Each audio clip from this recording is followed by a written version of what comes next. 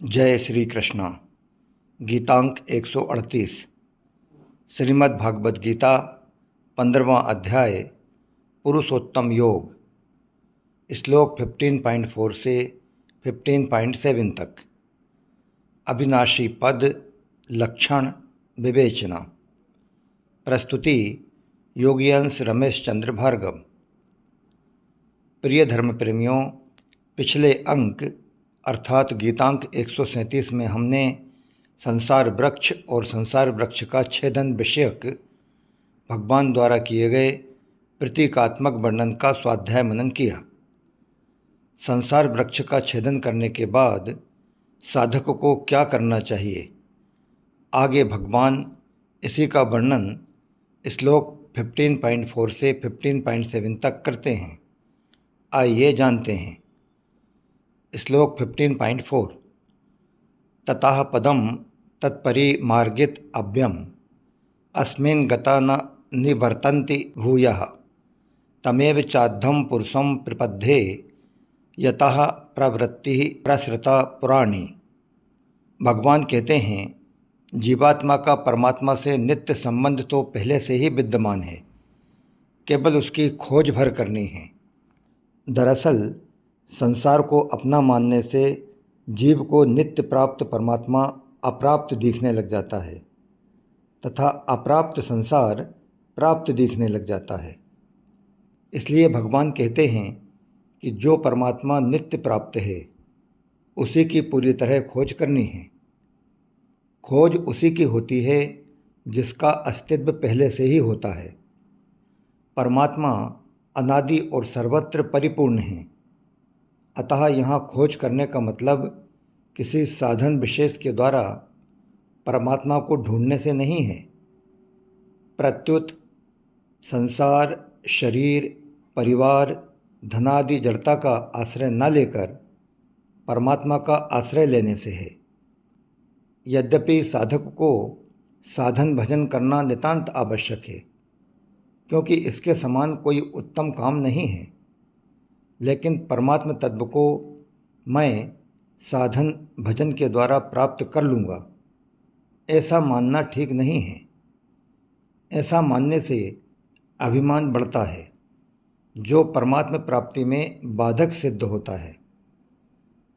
सामान्यतया लोगों के अंतःकरण में एक दृढ़ धारणा बनी हुई है कि जिस प्रकार उद्योग करने से संसार के पदार्थ प्राप्त होते हैं, उसी प्रकार साधन करते करते परमात्मा की प्राप्ति होती है। परंतु वास्तव में यह बात नहीं है। परमात्मा तो कृपा से मिलते हैं, उन्हें साधनों के द्वारा खरीदा नहीं जा सकता। साधन से केवल असाधन का नाश होता है। साधन और तपस्यादि कर्म कितने ही श्रेष्ठ क्यों न हों, श्रेष्ठ से श्रेष्ठ कर्मों का भी आरंभ और अंत होता है, अतः कर्म का फल भी आदि और अंत वाला ही होगा। इसलिए नित्य परमात्म तत्व की प्राप्ति किसी कर्म से नहीं होती। वास्तव में त्याग, तपस्या आदि द्वारा जड़ता, संसार और शरीर से संबंध विच्छेद होता है, जो कि मनुष्य द्वारा भूल और अज्ञानतावश माना हुआ है। संबंध विच्छेद होते ही जो तत्व सर्वत्र है, सदा है, नित्य प्राप्त है, उसकी अनुभूति हो जाती है, उसकी स्मृति जागृत हो जाती है। संसार की स्मृति और परमात्मा की स्मृति में बहुत अंतर है। संसार की स्मृति का विस्मृत होना संभव है, लेकिन परमात्मा की स्मृति एक बार हो जाने पर फिर उसकी कभी विस्मृति नहीं होती है। गीता 2/72 और 4/35। जैसे जल की बूंद समुद्र में मिलने के बाद समुद्र से अलग नहीं हो सकती, ऐसे ही जीवात्मा परमात्मा में विलीन होने के बाद परमात्मा से अलग नहीं हो सकता, अर्थात पुनः लौटकर संसार में नहीं आ सकता। ऊंच नीच योनियों में जन्म लेने का कारण प्रकृति अथवा उसके गुणों का संग ही है। गीता 13/21। अतः जब साधक असंग शस्त्र के द्वारा गुणों के संग का सर्वथा छेदन कर देता है, अर्थात असत के संबंध का सर्वथा त्याग कर देता है, तब उसका पुनः कहीं जन्म लेने का प्रश्न ही पैदा नहीं होता। संपूर्ण सृष्टि के रचयिता एक परमात्मा ही हैं। वे ही इस संसार के आश्रय और प्रकाशक हैं। मनुष्य भ्रमवश सांसारिक पदार्थों में सुखों को देखकर संसार की तरफ आकर्षित हो जाता है और संसार के रचयिता परमात्मा को भूल जाता है। तनिक विचार करने योग्य बात है कि जब परमात्मा का रचा हुआ यह संसार मनुष्य को इतना प्रिय लगता है, तब इस संसार के रचयिता अर्थात स्वयं परमात्मा भला कितने प्रिय होंगे। प्राणी मात्र का यह स्वभाव है कि जिससे उसे कुछ प्राप्त होने की आशा रहती है, वह उसी का आश्रय लेना चाहता है, उसी की प्राप्ति में जीवन लगा देना चाहता है। जैसे संसार में लोगों को रुपयों से संपूर्ण मनचाही वस्तुएं मिलने की आशा रहती है, अतः वे सोचते हैं कि रुपये मिलने पर मैं सुखी हो जाऊंगा तथा लोग मुझे धनी मानकर मेरा बहुत मान आदर करेंगे। इस प्रकार रुपयों को सर्वोपरि मान लेने पर लोभी पुरुष अन्याय, पाप और दुष्कर्मों की भी परवाह नहीं करते, यहाँ तक कि वे शरीर के आराम की भी उपेक्षा करके सदैव रुपये कमाने में व रुपयों के संग्रह करने में ही तत्पर रहते हैं, क्योंकि उनकी दृष्टि में रुपयों से बढ़कर कुछ नहीं रहता। अतः रुपयों को प्राप्त करने में और उनका संग्रह करने में वे बड़ी तत्परता से लगे रहते हैं। इसी प्रकार अगर मनुष्य को एक बार यह भान हो जाए कि परमात्मा से बढ़कर कुछ भी नहीं है तथा परमात्मा की प्राप्ति में जो आनंद है उसके आगे संसार के सब सुख फीके हैं, तब वह परमात्मा को ही प्राप्त करने के लिए तत्परता से लग जाता है, जिसका कोई आदि नहीं है पर जो सबका आदि है। मनुष्य को उस आदि पुरुष परमात्मा का ही आश्रय लेना चाहिए। अन्य किसी भी प्रकार का आश्रय वास्तव में आश्रय है ही नहीं, प्रत्युत वह आश्रय लेने वाले का पतन करने वाला ही है। परमात्मा के अलावा इस जगत में अन्य किसी का भी आश्रय लेना समुद्र में मगरमच्छ का आश्रय लेने जैसा है। अतः मनुष्य को विनाशी संसार का आश्रय न लेकर अविनाशी परमात्मा का ही आश्रय लेना चाहिए। भगवान के शरण होने पर मनुष्य के विघ्नों का नाश और भगवत प्राप्ति दोनों की सिद्धि हो जाती है। भगवान कहते हैं, जिस प्रकार मनुष्य को संसार के संग का त्याग करना है, उसी प्रकार मनुष्य को असंगता के संग का भी त्याग करना है, क्योंकि असंग होने के बाद साधक में ऐसे सूक्ष्म अहम भाव की संभावना रहती है कि मैं असंग हूँ। यह अहम भाव परमात्मा के शरण होने पर ही मिट सकता है। प्रायः शरणागत भक्त में दो भाव रहते हैं। एक भाव यह है कि मैं भगवान का हूँ और भगवान के लिए हूँ। यह भाव सर्वोच्च भाव होता है। और दूसरा भाव यह है कि भगवान मेरे हैं और मेरे लिए हैं। तो यह भाव ठीक नहीं है, क्योंकि इस भाव में भगवान से खुद के लिए कुछ चाह रहती है। अतः इसमें भगवान से अपनी मनचाही कराने की संभावना होती है, जो कि सर्वथा गलत है। इस प्रकार साधक में अपने लिए कुछ भी करने और पाने का भाव न रहना ही अनन्य शरणागति है। अनन्य शरणागति से साधक के हृदय में भगवान के प्रति अनिर्वचनीय और अलौकिक प्रेम जागृत हो जाता है, और फिर यह प्रेम प्रतिक्षण बढ़ता ही रहता है। इस प्रेम में असीम और अपार आनंद होता है। तत्व ज्ञान होने से जो प्रेम प्राप्त होता है, वही प्रेम अनन्य शरणागति से भी प्राप्त हो जाता है। अतः मनुष्य को सब आश्रयों का त्याग करके एकमात्र भगवान का ही आश्रय लेना चाहिए। जो महापुरुष आदि पुरुष परमात्मा के शरण होकर परम पद को प्राप्त होते हैं, भगवान आगे के श्लोक में उनके लक्षणों का वर्णन करते हैं। श्लोक 15.5 निर्माण मोहा जित संग दोषा अध्यात्म नित्या विनिवृत्त कामाः द्वंद्वैर विमुक्ताः सुख दुख संघैर गच्छन्त मूढ़ाः पदम व्ययम तत्। अर्थात शरीर में मैं मेरापन होने से आदर सत्कार की इच्छा होती है। जिन भक्तों का केवल भगवान में ही अपनापन होता है, उनका शरीर के प्रति मैं और मेरापन नहीं रहता।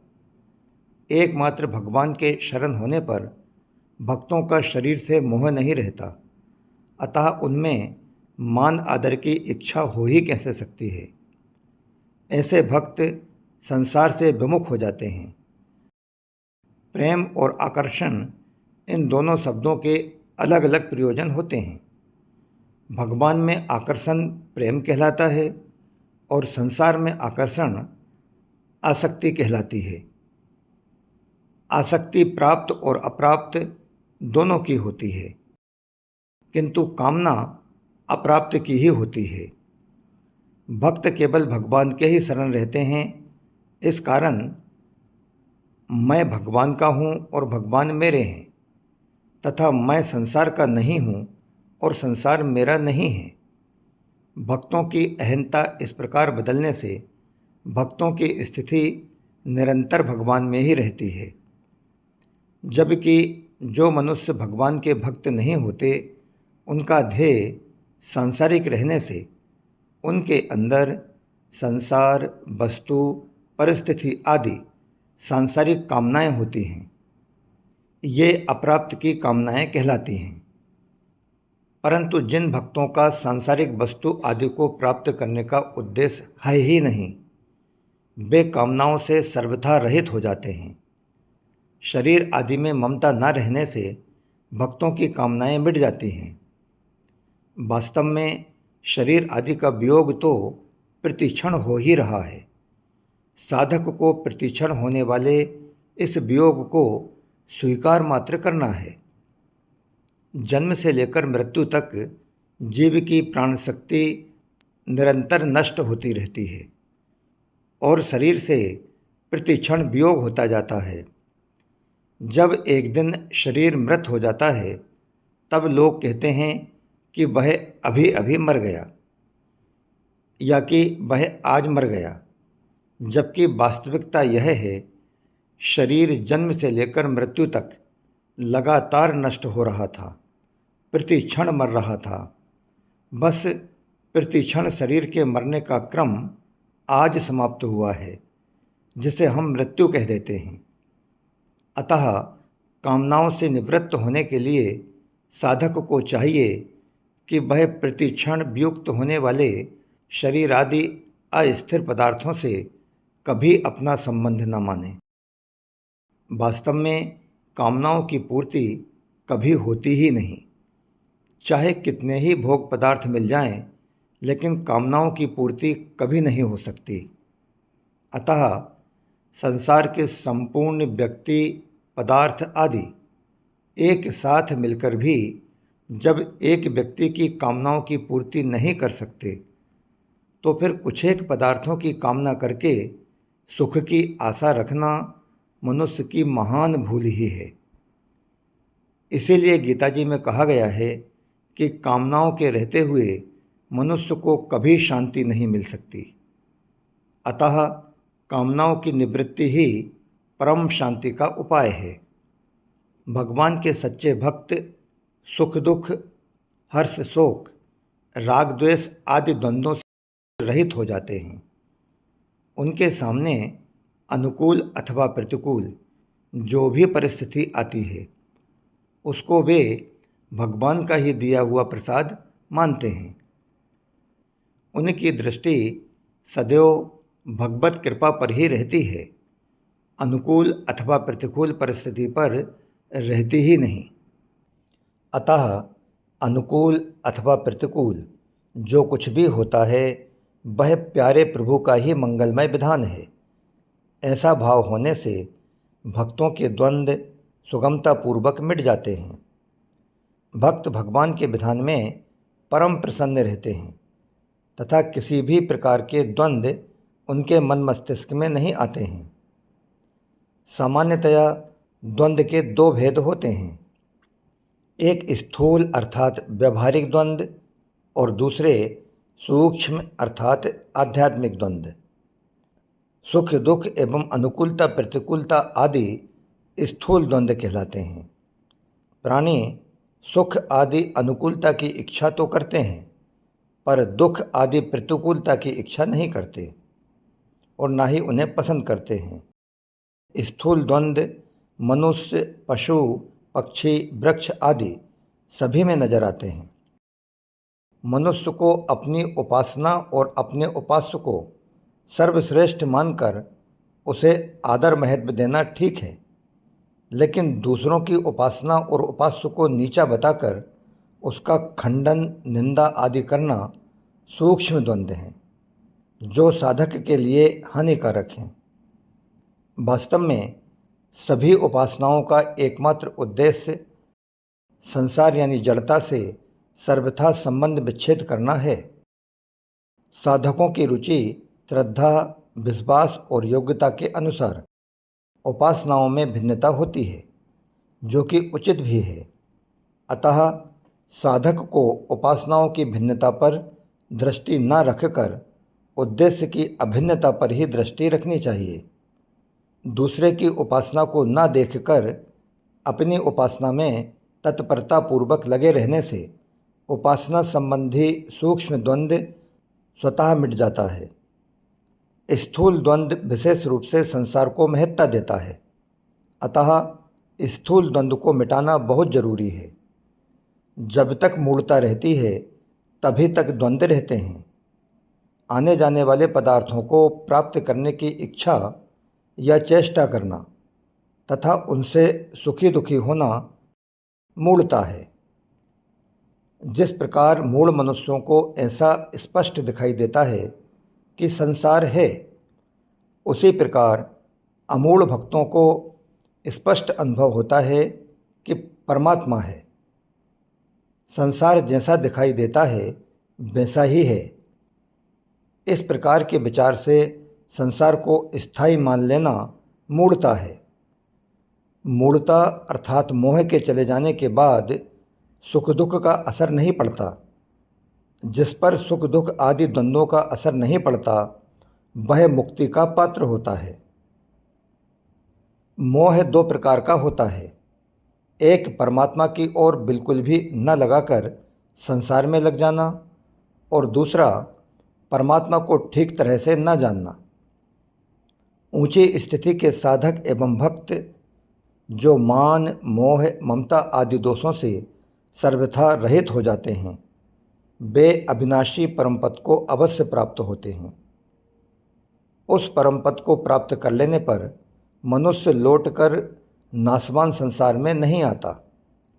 वास्तव में तो मनुष्य मात्र उस पद को स्वतः प्राप्त है, पर उधर दृष्टि न रहने से मनुष्य को अनुभव नहीं होता। इसे एक उदाहरण से समझना चाहिए। हम रेलगाड़ी से यात्रा कर रहे हैं। हमारी गाड़ी एक स्टेशन पर रुक जाती है। हमारी गाड़ी के पास दूसरी पटरी पर खड़ी हुई दूसरी गाड़ी सहसा चलने लगती है।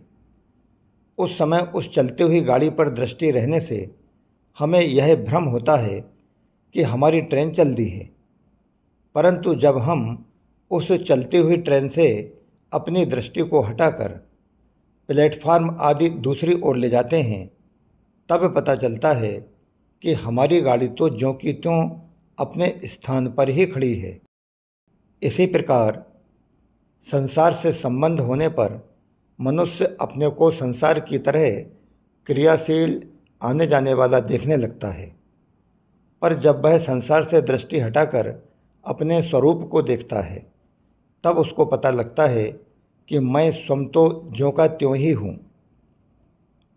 पूर्व श्लोक में वर्णित जिस अविनाशी पद को भक्त लोग प्राप्त होते हैं, वह अविनाशी पद कैसा है, इसका विवेचन भगवान आगे के श्लोक में करते हैं। श्लोक 15.6 न तद भास्यते सूर्यो न शशांको न पावकः यद गत्वा न निवर्तन्ते तद्धाम परमं मम। दृश्य जगत में सूर्य के समान तेजस्वी प्रकाश स्वरूप कोई और चीज नहीं है, लेकिन वह सूर्य भी उस परम धाम को प्रकाशित करने में असमर्थ है। तो फिर सूर्य से प्रकाशित होने वाले चंद्र और अग्नि भला उस परम धाम को प्रकाशित कर ही कैसे सकते हैं। परमात्म तत्व चेतन है, जबकि सूर्य, चंद्र तथा अग्नि जड़ यानी प्राकृत हैं। सूर्य, चंद्र और अग्नि क्रमशः नेत्र, मन और वाणी, इन तीनों को प्रकाशित करते हैं। ये तीनों जड़ हैं, अतः नेत्रों से परमात्म तत्व को देखा नहीं जा सकता, मन से उसका चिंतन नहीं किया जा सकता और वाणी से उसका वर्णन नहीं किया जा सकता, क्योंकि जड़ तत्व से चेतन परमात्म तत्व की अनुभूति नहीं हो सकती। इसी प्रकार चेतन जीवात्मा भी परमात्मा का अंश होने के कारण स्वयं प्रकाश स्वरूप है, अतः उसको भी मन, बुद्धि व इंद्रियों आदि से प्रकाशित नहीं किया जा सकता, क्योंकि ये भी जड़ पदार्थ ही हैं। अतः मन, बुद्धि तथा इंद्रियों आदि जड़ पदार्थों का उपयोग दूसरों की सेवा करके केवल जड़ता से संबंध विच्छेद करने में ही किया जाना चाहिए। जीव परमात्मा का अंश है। वह जब तक अपने अंशी परमात्मा को प्राप्त नहीं कर लेता, तब तक उसका आवागमन नहीं मिट सकता। जैसे नदियों के जल को अपने अंशी समुद्र से मिलने पर ही स्थिरता मिलती है, ऐसे ही जीवात्मा को अपने अंशी परमात्मा से मिलने पर ही स्थायी शांति मिलती है। वास्तव में जीव परमात्मा से अभिन्न ही है, पर उसके द्वारा संसार के साथ माने हुए संग के कारण उसको ऊंच नीच योनियों में जाना पड़ता है। जीव से क्या भूल हो रही है जिससे उसको नित्य प्राप्त परमात्मा स्वरूप परम धाम का अनुभव नहीं हो रहा है? इसका हेतु सहित वर्णन भगवान आगे के श्लोक में करते हैं। श्लोक 15.7 ममई बांसो जीव लोके जीव भूतः सनातनः मनः षष्ठा निन्द्रियाणि प्रकृतिस्थानि कर्षति। अर्थात जिनके साथ जीव की तात्विक अथवा स्वरूप की एकता नहीं है, ऐसे प्रकृति और प्रकृति के कार्य मात्र का नाम लोक है। आत्मा परमात्मा का अंश है, परंतु यह आत्मा प्रकृति के कार्य, शरीर, इंद्रियां, प्राण, मन आदि के साथ अपनी एकता मानकर वह जीव हो गया है। जीव भूतः अर्थात उसका यह जीवपना रंगमंच के कलाकार की तरह बनावटी है, वास्तविक नहीं है। नाटक में कोई पात्र बनने की तरह ही यह आत्मा भी जीवलोक में जीव बनता है। ममय बांसः अर्थात भगवान जीव के प्रति कितनी आत्मीयता रखते हैं, वे उसे अपना ही मानते हैं। उनकी यह आत्मीयता महान हितकारी, अखंड और स्वतः सिद्ध है। यहाँ भगवान यह वास्तविकता प्रकट करते हैं कि जीव केवल मेरा ही अंश है, इसमें प्रकृति का किंचित मात्र भी अंश नहीं है। जिस प्रकार एक शेर का बच्चा भूलवश भेड़ों के साथ घुल मिलकर रहने लगे और इसी बीच कोई दूसरा शेर आकर उसे बोध कराए कि देख, तेरी मेरी आकृति, स्वभाव, जाति, गर्जना आदि सब एक समान है, निश्चित रूप से तू भेड़ नहीं है, प्रत्युत मेरे जैसा ही शेर है।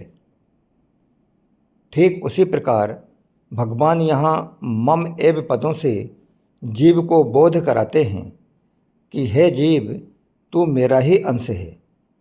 प्रकृति के साथ तेरा संबंध कभी हुआ नहीं, है नहीं, होगा नहीं और कभी हो सकता भी नहीं है।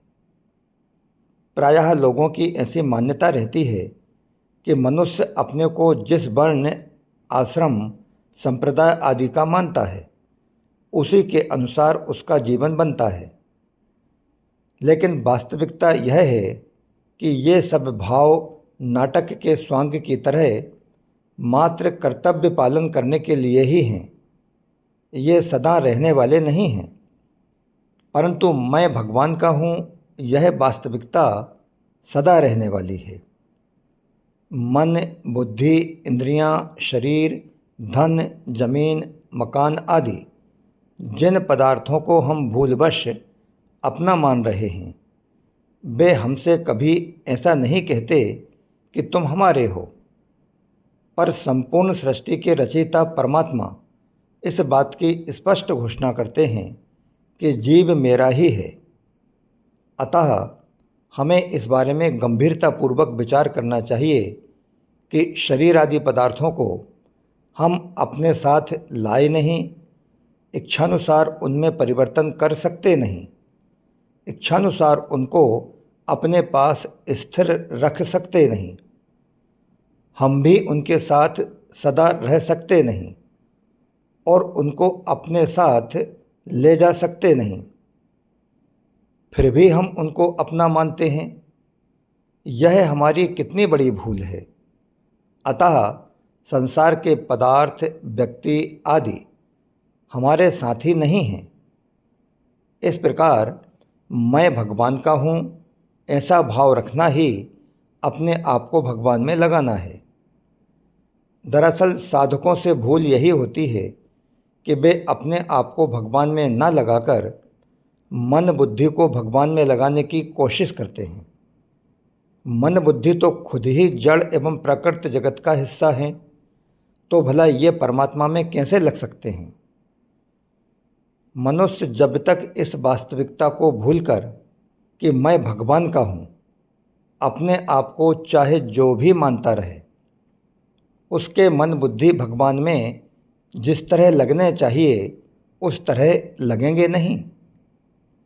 तात्पर्य यह है कि भगवान में केवल मन बुद्धि लगाने की अपेक्षा अपने आप को लगाना श्रेष्ठ है। अपने आप को भगवान में लगाने से मन बुद्धि स्वतः और सुगमता पूर्वक भगवान में लग जाते हैं। नाटक का पात्र हजारों दर्शकों के सामने यह कहता है कि मैं रावण का बेटा मेघनाद हूँ और मेघनाद की तरह ही वह बाहरी सब क्रियाएं करता है, परंतु उसके भीतर यह भाव हरदम रहता है कि यह तो स्वांग है, वास्तव में मैं मेघनाद हूँ ही नहीं।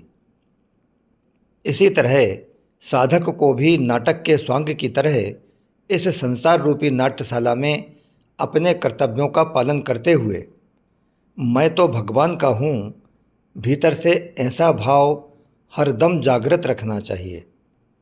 सनातनः, सनातन पद का तात्पर्य ही यह है कि जीव सदा से ही भगवान का है। भगवान ने ना तो कभी जीव का त्याग ही किया है और न कभी वे उससे विमुख ही हुए हैं। वास्तव में जीव भी भगवान का त्याग नहीं कर सकता और न भगवान के बिना वह रह ही सकता है। वह तो बस भगवान के द्वारा मिली हुई स्वतंत्रता का दुरुपयोग करके भगवान से विमुख हो गया है। जिस प्रकार सोने का गहना तद्वतः सोने से अलग नहीं हो सकता, उसी प्रकार जीव भी तद्वतः परमात्मा से कभी अलग नहीं हो सकता। अपने आप को बुद्धिमान समझने वाले मनुष्य की यह सबसे बड़ी भूल है कि वह अपने अंशी भगवान से विमुख हो रहा है। हम इस ओर ख्याल ही नहीं करते कि भगवान इतने सुहृद, दयालु और प्रेमी हैं कि हमारे द्वारा उन्हें न चाहने पर भी वे हमें चाहते हैं। हमारे द्वारा उन्हें न जानने पर भी वे हमें जानते हैं।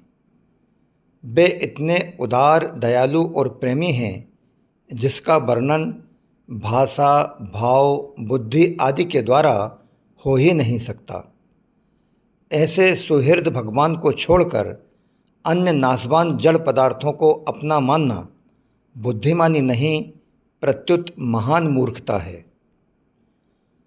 जब मनुष्य भगवान के आज्ञानुसार अपने कर्तव्यों का पालन करता है, तब वे मनुष्य की इतनी उन्नति कर देते हैं कि उसका जीवन सफल हो जाता है और जन्म मरण रूप बंधन सदा के लिए मिट जाता है।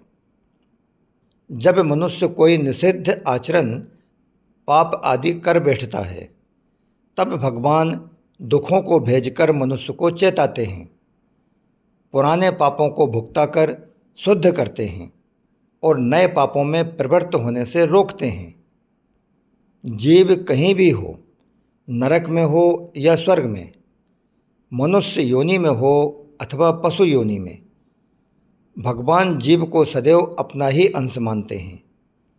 यह उनकी कितनी बड़ी उदारता और महत्ता है। मनुष्य चाहे किसी भी स्थिति में क्यों ना हो, भगवान उसे अपनी ओर खींचते ही रहते हैं। सामान्य स्थिति में सुख दुख, आदर निरादर आदि कुछ भी परिवर्तन होता है, तब यह मानना चाहिए कि भगवान हमें इस तरह विशेष रूप से याद करके अपनी ओर खींच रहे हैं। प्रत्येक परिस्थिति को भगवान की विशेष कृपा मानकर साधक को चाहिए कि वह हर परिस्थिति में मस्त रहे और भगवान को कभी भूले नहीं।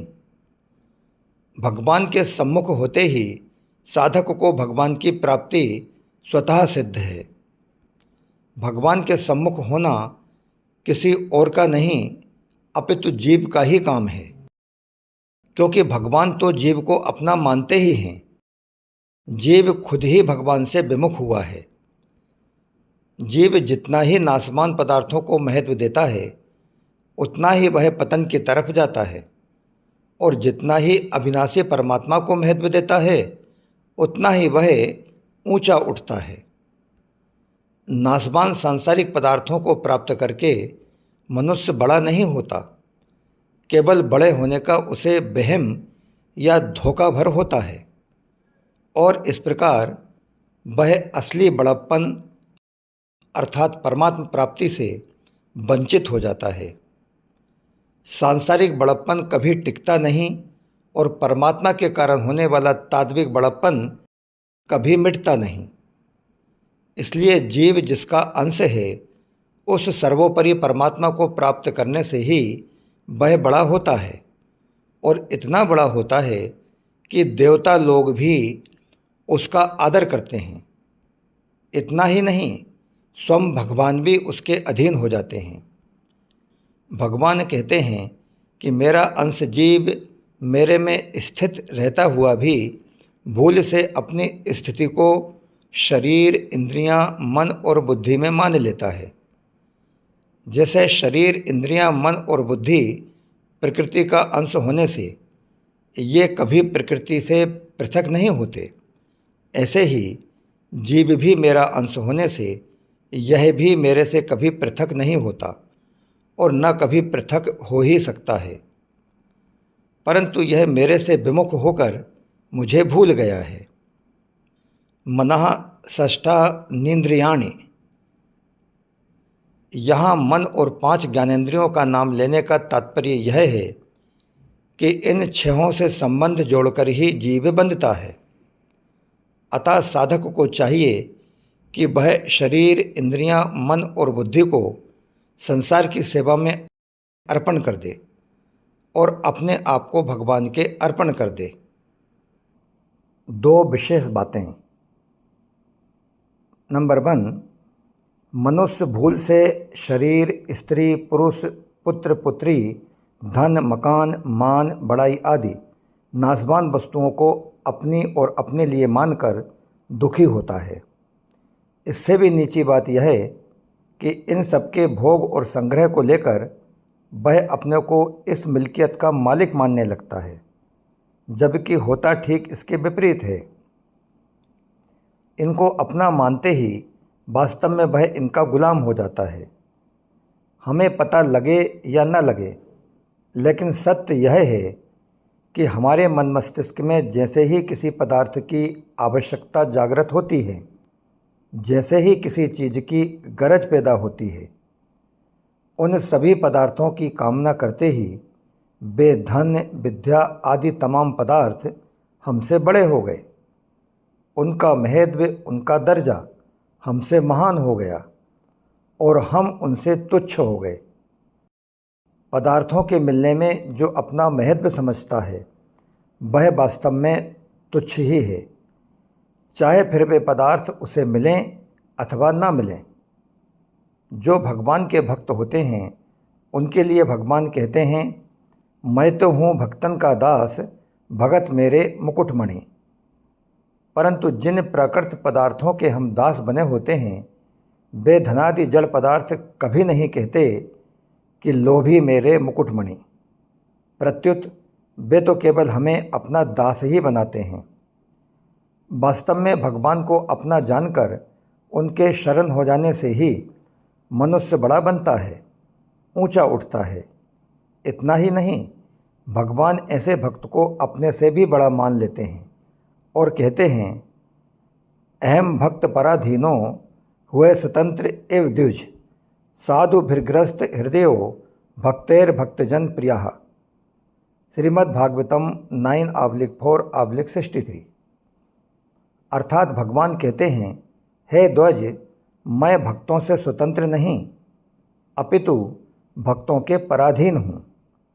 भक्तजन मेरे को अत्यंत प्यारे हैं, मेरे हृदय पर उनका पूर्ण अधिकार है। जरा सोचिए, कोई भी सांसारिक व्यक्ति, पदार्थ आदि क्या हमें इतनी बड़ाई दे सकता है? यह जीव परमात्मा का अंश होते हुए भी प्रकृति के अंश शरीर आदि को अपना मानकर यह स्वयं ही अपना अपमान करवाता है, स्वयं अपने को नीचे गिराता है। जिन्होंने भगवान को प्राप्त कर लिया है, उनको भगवान अपना प्रिय कहते हैं।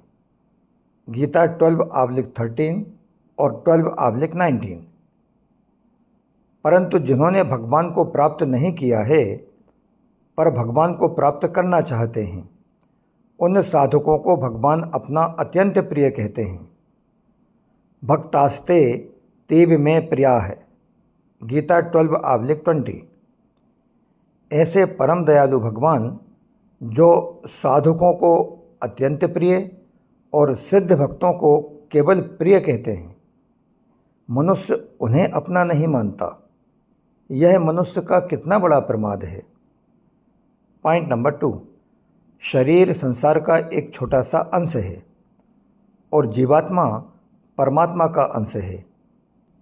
भूल यह होती है कि जीवात्मा शरीर के साथ मिलकर संसार और परमात्मा दोनों को अपने अनुकूल बनाना चाहता है।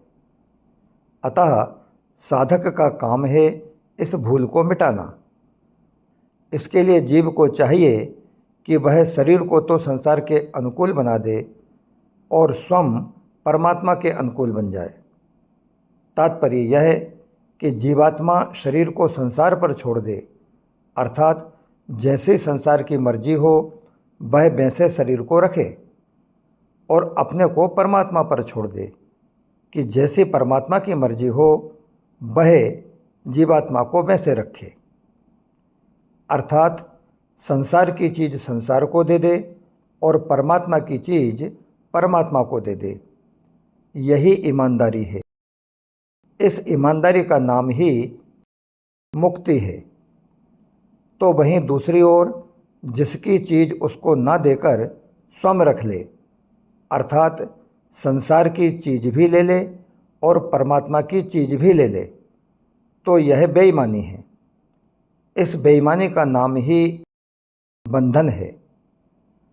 मनुष्य को चाहिए कि वह संसार की चीज़ संसार पर और परमात्मा की चीज़ परमात्मा पर छोड़कर निश्चिंत हो जाए। किसी भी चीज़ में अपनी कोई कामना न रखे, न जीने की कामना रखे और न मरने की ही कामना रखे। सामान्यतया लोग अपनी मनमानी चाहते हैं, जैसे भगवान ऐसा कर देते तो ठीक रहता, भगवान वैसा कर देते तो ठीक रहता, भगवान वर्षा कर देते तो ठीक रहता, गर्मी ज़्यादा पड़ रही है थोड़ी कम कर देते तो अच्छा होता, बाढ़ आ गई वर्षा कम करते तो ठीक रहता। इस तरह मनुष्य परमात्मा को भी अपने अनुकूल बनाना चाहता है और संसार को भी अपने अनुकूल बनाना चाहता है। अगर मनुष्य अपनी इन कामनाओं और मनमानियों को छोड़कर अपने आप को सर्वथा भगवान के अर्पित कर दे और भगवान से कह दे कि हे नाथ, आप मेरे को पृथ्वी पर रखें, स्वर्ग में रखें अथवा नरकों में रखें, बालक रखें, जवान रखें अथवा बूढ़ा रखें, अपमानित रखें अथवा सम्मानित रखें, सुखी रखें अथवा दुखी रखें, जैसी परिस्थिति में रखना चाहें वैसे रखें। बस इतनी अर्ज है प्रभु कि मैं आपको भूलूं नहीं।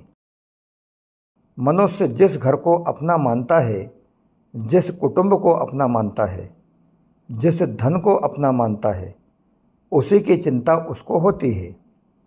अन्यथा संसार में लाखों करोड़ों घर हैं, अरबों लोग हैं, बेहिसाब धन संपदा है, पर उन सब की उसे चिंता नहीं होती, क्योंकि उनको वह अपना नहीं मानता।